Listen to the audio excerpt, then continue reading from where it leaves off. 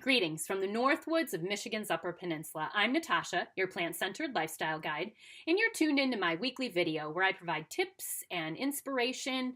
I plant seeds of ideas that will hopefully grow later. And today's video is one that I'm hoping that I'm going to plant a seed that perhaps will flourish later for some of you. And that is the topic of, can you love animals and still eat them?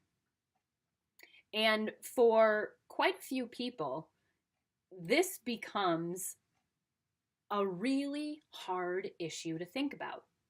When you sit down after a long day on your couch at home and you're petting your dog and it's so relaxing, or your cat is curled up on your lap purring, and you just think, oh, this is just so lovely.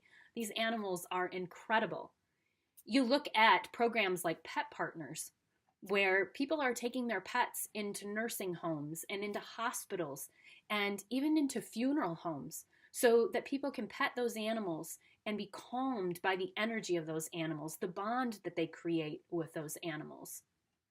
And you think, wow, I mean, why are these animals considered our companions, to be sheltered and given love and taken care of? But then on the flip side, on our plates, or at least for some people, on their plates, there are cows and pigs and chickens and goats, cats and dogs and horses in other places other than the US. And why? Why are we petting and loving one type of animal and we are eating another type of animal?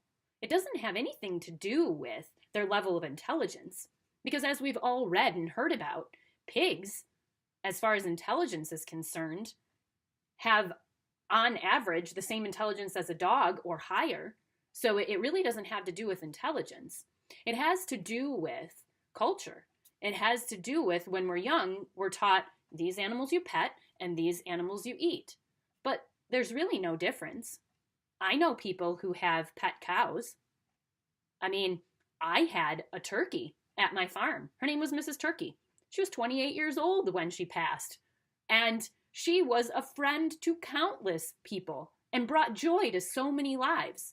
But if she had been living on a farm that wasn't plant-centered, she would have turned into someone else's dinner.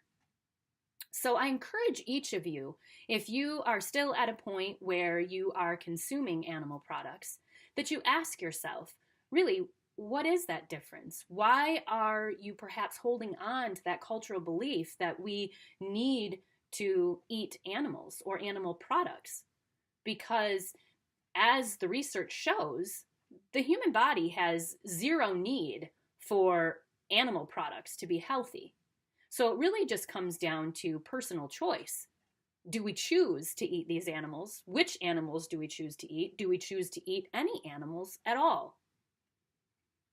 I know quite a few people who, for them, that was the turning point. One day, they were just sitting there petting one of their animals while eating another animal, and it suddenly, a light bulb went off in their heads. There's an excellent film, and it's older now, but it's still very applicable, and it's called The Witness. And you can go online, and I believe you can stream it. I'm not sure if it's available through one of the major streaming companies like Netflix, but you can definitely stream it.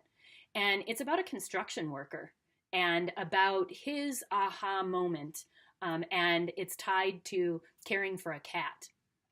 I wanted to bring up this topic because I think it is an excellent way for each and every one of us to examine our relationship with animals.